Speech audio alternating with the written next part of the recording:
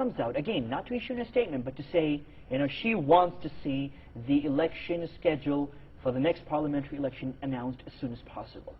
So, you know, unprecedented American interference. Now, in this edition is very critical, very important. I'm going to discuss this, but I'm also going to give you the wider perspective.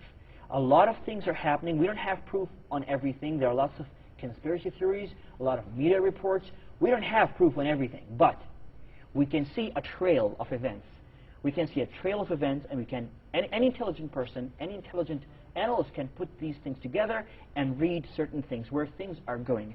And we're going to do this in this edition, and joining me is Mr. Zaid Hamid, who's the founding consultant for Brass Tacks, which is a prominent premier Pakistani security and defense analysis group based here in Islamabad. Thank you very much, Zaid, for joining us. Thank you, Ahmed, for having me. Zaid, my very first question is this. Why this unprecedented American interest in seeing Mrs. Benazir Bhutto in power in Islamabad simultaneously with seeing President Musharraff weakened? And is this just a normal American interest in seeing the triumph of democracy, or is there something more to it? No, there's much more sinister to it. Let me be very frank here. You see, what has been happening in the last 4 years particularly is that Americans have been pushing President Musharraff on 5 or 6 strategic points. 5 or 6 strategic points which affect US foreign policy in Central Asia, Asia, Eurasia, and Far East for the 21st century, and in the greater Middle East as well. For example, Americans have been pushing him to hand over Dr. A.Q. Khan. He has not done it. For whatever reasons, he has not done it. Americans have been pushing him to hand over whatever Pakistan knows about the North Korean nuclear program. Pakistan have not done it. Americans have been pushing him to roll back Pakistan's nuclear and missile program. He has not done it. Americans have been pushing him to break off relationships with Iran. He has not done it. Break off relationships with Afghanistan. He has not done it. And as well, at the same time, Americans have been pushing him to go head-on into the tribal areas, literally rolling over our own people there, while the government has been steady, trying to make deals, trying to understand the environment there and go slow. And go slow on our own tribes, but going very harsh on the militants there. So these factors which Americans feel, and in fact, and also the President Musharraff did not recognize Israel, and he did not send forces to Iraq. So there are multiple, all these elements. But President Musharraff did actually allow his foreign minister to shake hands with the Israeli foreign minister. Cosmetics. In reality, Israel was never allowed access into Pakistan. Pakistan never recognized them, and Israel, despite the fact that they are so desperate to have access into this area, and still they haven't. So these are the things that Americans wanted someone else to deliver now. For the Americans, I've said this before as well, the President Musharraff has run out of his useful life for them. And they want a more pliant, more compliant, or more soft leader here who, under the facade of democracy, would be able to deliver them these goals. And obviously, I don't want to go against anybody in particular, but we have heard noises and sounds and statements coming from so many sources which confirm that whoever they want to replace with President Musharraff would be more than willing to assist them in those. No, let me, if you allow me to interrupt here, Zaid, before you go on to your next points, just a quick interruption. What I understand from what you just said is, what he basically, I mean, you know, the critics of President Musharraff basically accuse him, among many other things, of being an American stooge. I mean, that's the word they use for him.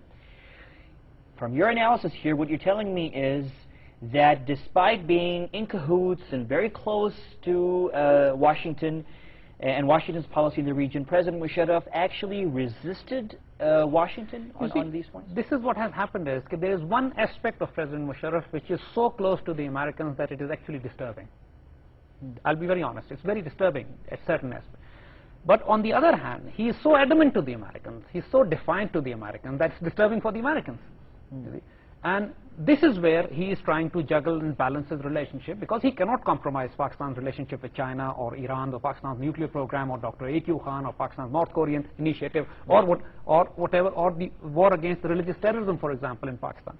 What the Americans are saying is that President Musharraff should have done more, and on the grounds of religious terrorism. And whoever they want to replace with, they would be saying is they should be going faster into this area of religious terror or fighting the religious extremism. I can very safely say, as a professional analyst, Okay, no ruler in Pakistan can go more faster than what already President Musharraff is doing. In fact, he's suicidal. What he has done is he has thrown caution to winds, he has endangered in certain, he has harmed Pakistan's own interest in so many places. That's what I said, this is a disturbing aspect of it.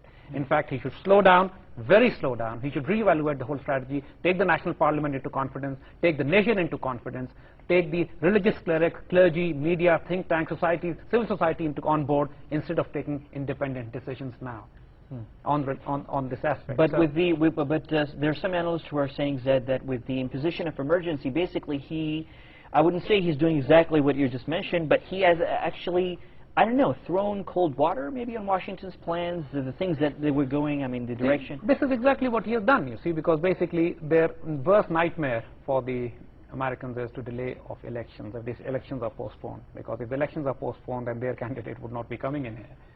So this is obviously, and once President Musharraff gives them the assurance that elections will be held on time, all the fuss you're hearing about emergency would simply cool off. And already the signs are that it is. Okay, my next question is maybe comes within the, some people might describe it as a conspiracy theory, but there are some people who are saying that in order to pressure the Pakistani leadership, President Musharraff, into a certain direction, the elections and so forth, and allowing that candidate that he just mentioned, in order to put that kind of pressure, internal and external pressures have been put on the president. I'm not just talking about diplomatic pressures, I'm talking about things on the ground, boots on the ground, things in our borders, things that are happening in our tribal areas in the north of Pakistan.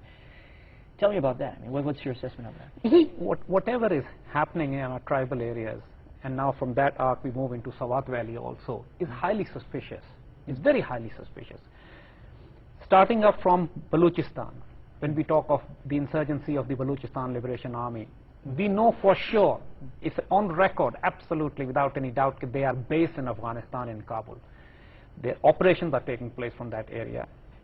All the world have declared BLA as a terrorist outfit except the Americans. The so-called Balochistan Liberation Army. They are protecting them. Why? This is one signal. Second thing is, Afghanistan has become such a haywire free country. There's absolutely every intelligence agency in the world, particularly Mossad, particularly Khat, particularly RAW, particularly CIA, MI6, and they can operate with impunity. And absolutely there's no check on what is happening in Afghanistan now.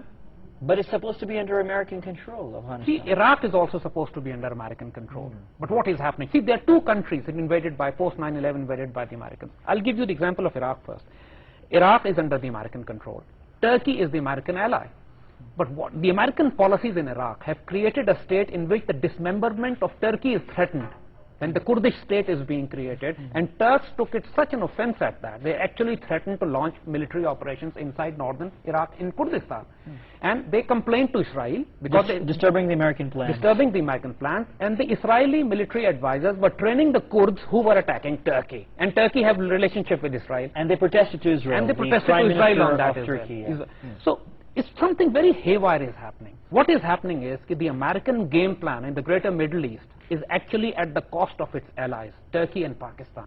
In Turkey, they want greater Kurdistan, which is basically going to take a chunk of territory from Iran and chunk of territory from Iraq.